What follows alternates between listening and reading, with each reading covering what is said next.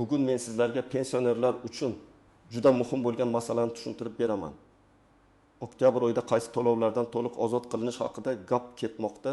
Bu kimlarga tegishli, kimlar esa shoshilib xulosa qilmasligi kerak. Bu ma'lumot har bir oilaga taalluqli.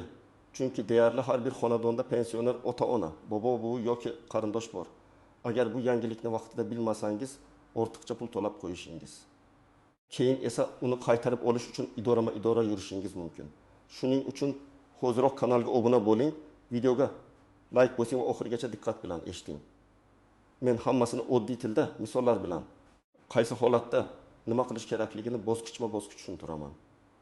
Avval qanday edi? Ko'pchilik pensionerlar kommunal xizmatlar, ayrim majburiy yig'imlar, davolanish bilan bog'liq to'lovlar, hujjat rasmiylashtirish xarajatlari yoki mahalliy to'lovlar bo'yicha turli imtiyozlar borligini eshitgan. Lekin amalda bu imtiyozlardan foydalanish har doim ham oson bo'lmagan. Sababi ba'zi joylarda ma'lumot bazasi yangilanmagan. Ba'zi tashkilotlar pensionerdan yana qo'shimcha ma'lumotnoma so'ragan. Ayrim pensionerlar esa o'z huquqini bilmagan uchun menga baribir to'lash kerak ekan deb pul to'lab yuborgan. Endi asosiy o'zgarish shundan iboratki, oktyabr oyidan boshlab pensionerlar uchun belgilangan ozod etish va yengilliklar bo'yicha tartib aniqroq qo'llanadi. Ya'ni pensioner maqomi rasmiy tasdiqlangan fuqarolar ayrim to'lovlarni to'liq to'lamasligi kerak bo'lgan holatlarda tashkilotlar buni inobatga olishi shart. Men bu yerda muhim narsani alohida aytaman. Har qanday to'lov avtomatik ravishda bekor bo'ldi degan noto'g'ri xulosaga kelmang.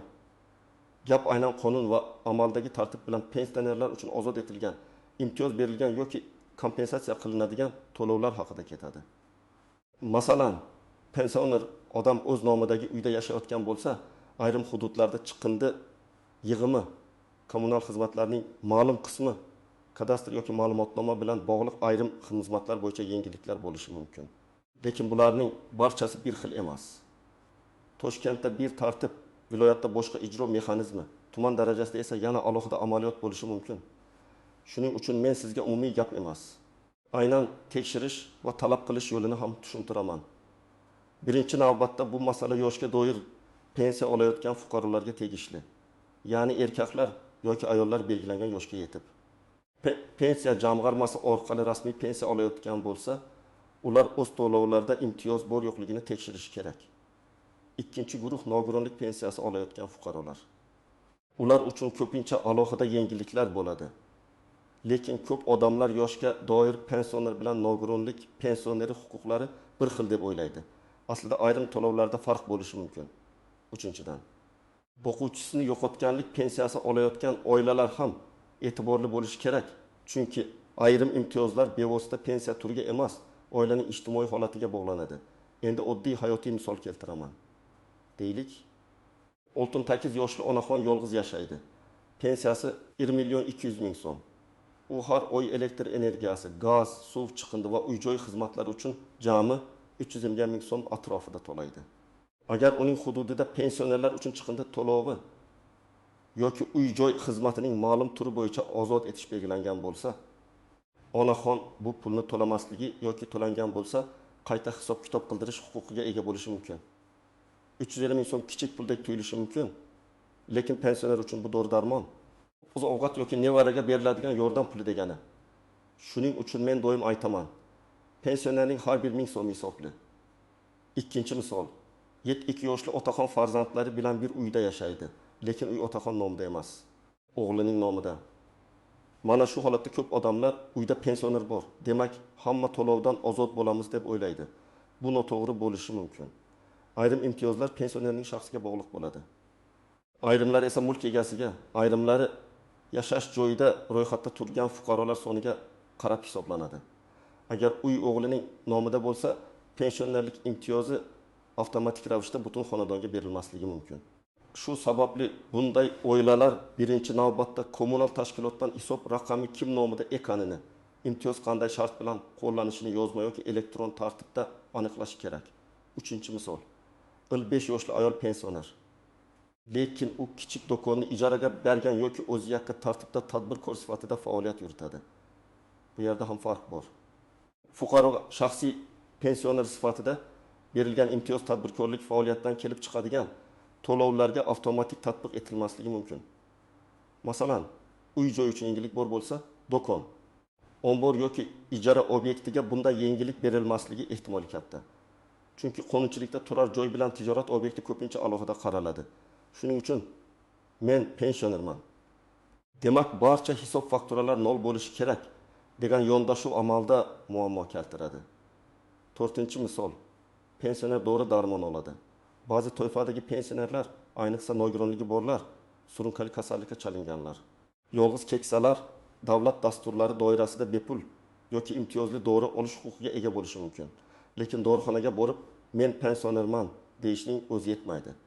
Odatda oilaviy poliklinika shifokor xulosasi, elektron retsept yoki ijtimoiy reyestrdagi ma'lumot kerak bo'ladi. Agar bu hujjatlar to'g'ri rasmiylashtirilmagan bo'lsa, dorixona pul so'rashi mumkin. Bunday vaziyatda ayb har doim dorixonada bo'lmaydi. Ba'zan muammo ma'lumot bazasida yoki poliklinikadagi rasmiylashtirishda bo'ladi. 5-misol, pensioner davlat xizmatlari markaziga borib ma'lumotnoma, ko'chirma yoki hujjat nusxasi olmoqchi. Ayrim davlat xizmatlarida pensionerlar, nogironligi bo'lgan shaxslar yoki ijtimoiy himoyaga muhtoj qatlamlar uchun chegirma yoki to'lovdan ozod etish bo'lishi mumkin. Lekin xizmat turi muhim. Bitta ma'lumotnoma bepul bo'lishi. Boshqa xizmat esa umumiy tarif bo'yicha qolishi mumkin. Men ko'p uchratgan holat, odam bir xizmatda imtiyoz olgan, keyin barcha xizmat ham shunday deb o'ylagan. Natijada markaz xodimi bilan tortishuv bo'ladi. To'g'ri yo'l shuki.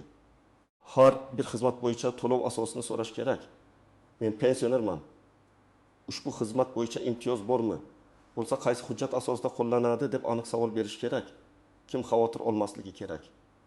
Agar siz to'lovlarni farzandlaringiz nomidan amalga oshirsangiz, mulk sizning nomingizda bo'lmasa, siz faqat uyda yashovchi sifatida ro'yxatda tursangiz, to'lov turi esa pensionerga emas, obyektga bog'langan bo'lsa, darhol menga pul qaytarishlari kerak deb o'ylamang. Avval tekshiring. Shuningdek, pensiya hujjatlari yangi rasmiylashtirilgan bo'lsa, bazalarda ma'lumot kechikib ko'rinishi mumkin. Bunday holatda 1-2 kun kutish emas, balki rasmiy murojaat orqali ma'lumotni yangilatish foydaliroq. Eng katta xato shuki, odamlar pensionerlar to'lovlardan ozod qilindi degan gapni eshitib, barcha kvitansiyalarni to'lamay qo'yadi. Bu xavfli. Chunki agar sizga tegishli bo'lmagan to'lovni to'lamasangiz, qarzdorlik yig'iladi. Ustiga penya qo'shilishi mumkin. Keyin xizmat cheklanishi yoki sud tartibida undirish boshlanishi ehtimoli bor.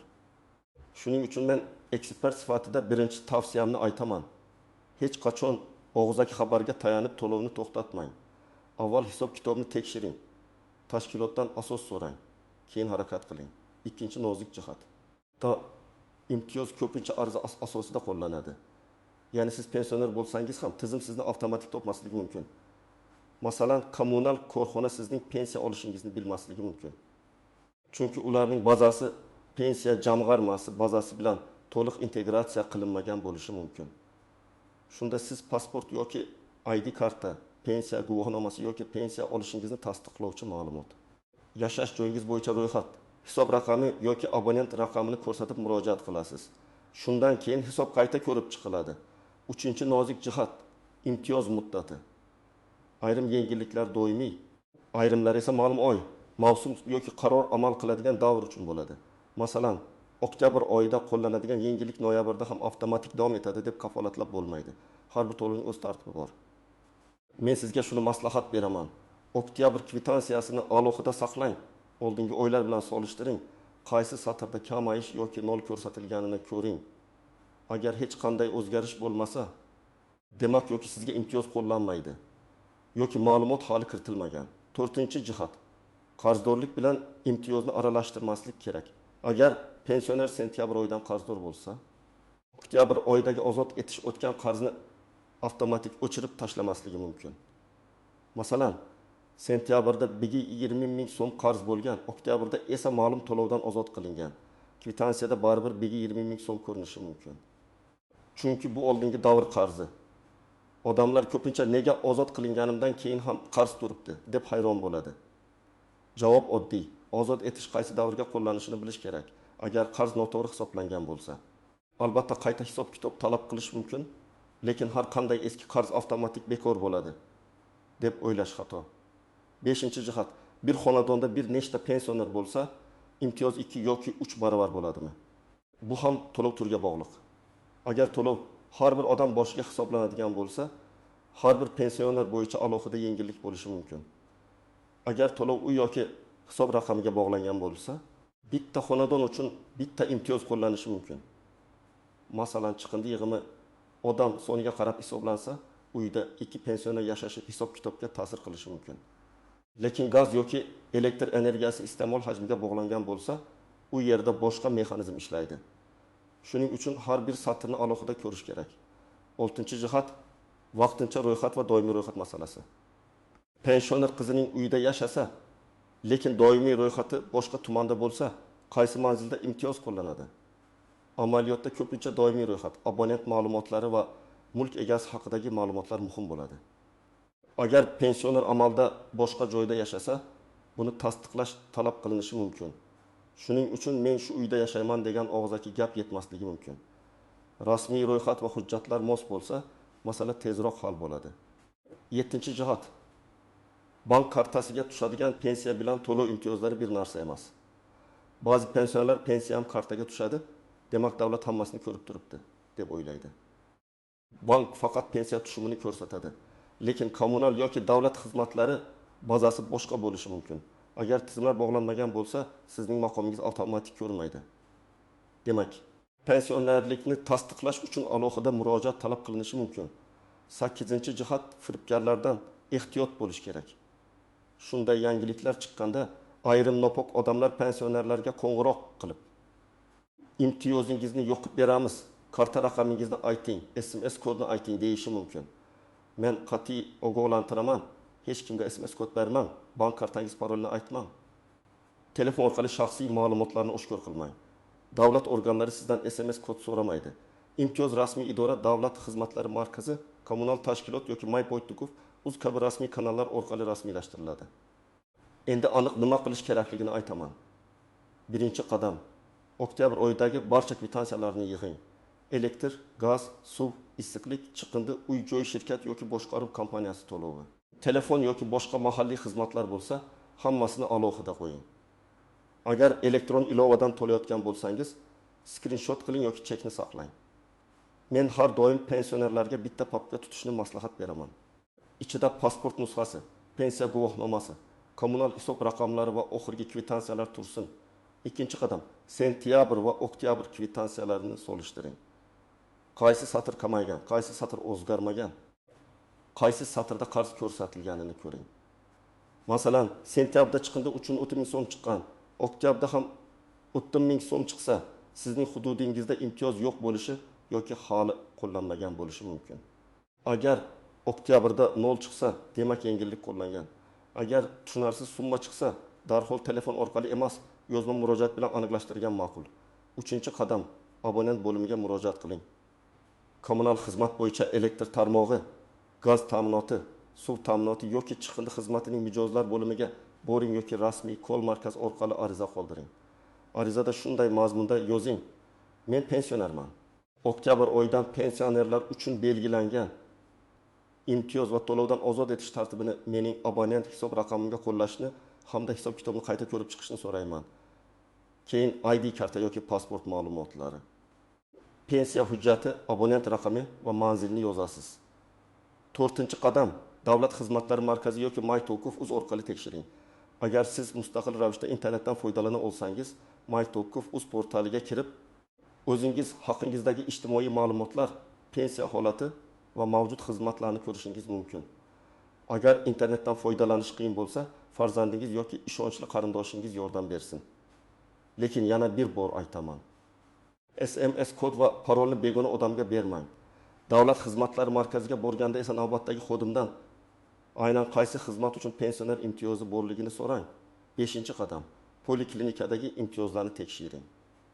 Agar siz yoki yaqinlaringiz doimiy dori ichsa, oilaviy shifokorga boring va mening tashxisim bo'yicha bepul yoki imtiyozli dori ro'yxati bormi deb so'rang. Shifokordan og'zaki javob bilan cheklanib qolmang. Elektron retsept rasmiylashtiriladimi? Ijtimoiy himoya ro'yxatida turish kerakmi? Qaysi dorixona orqali olish mumkin? Shularni aniqlang. Ba'zan odam bir necha yil o'z hisobidan dori olib yuradi. Aslida esa imtiyozli ro'yxatda bo'lishi mumkin. 6-qadam. Agar ortiqcha to'lagan bo'lsangiz, qayta hisob kitob talab qiling. Buning uchun ariza yoziladi. Arizada qaysi oyda, qaysi to'lov bo'yicha, qancha summa noto'g'ri hisoblanganini ko'rsating. Chek nusxasini ilova qiling. Masalan, 2024 yil oktyabr oyi 3-kunda xizmati bo'yicha 30 ming so'm to'lov undirilgan. Pensioner maqomim sababli mazkur to'lovdan ozod etish tartibini qo'llashni va ortiqcha to'langan summani keyingi oy hisobiga o'tkazishni so'rayman. Odatda pulni naqd qaytarishdan ko'ra keyingi oy hisobiga o'tkazish amaliyotda osonroq kechadi. 7-qadam. Javobni yozma shaklda oling. Telefon orqali "ha ko'rib chiqamiz" degan gap yetarli emas. Sizga murojaat raqami, ariza qabul qilingan sana yoki elektron tasdiq kerak. Agar keyin muammo chiqsa, aynan shu hujjat sizga yordam beradi. Pensionerlar ko'pincha idoraga borib, og'zaki gaplashib qaytadi. Keyin esa hech qanday iz qolmaydi. Men bunday qilmaslikni maslahat beraman. Har bir murojaatning izi bo'lsin. 8-qadam. Javob bermasa, yuqori tashkilotga murojaat qiling. Masalan, kommunal korxona javob bermasa, tuman hokimligi. Iste'molchilar huquqlarini himoya qilish organlari tegishli vazirlikning ishonch telefoni yoki prezident virtual qabulxonasi orqali murojaat qilish mumkin.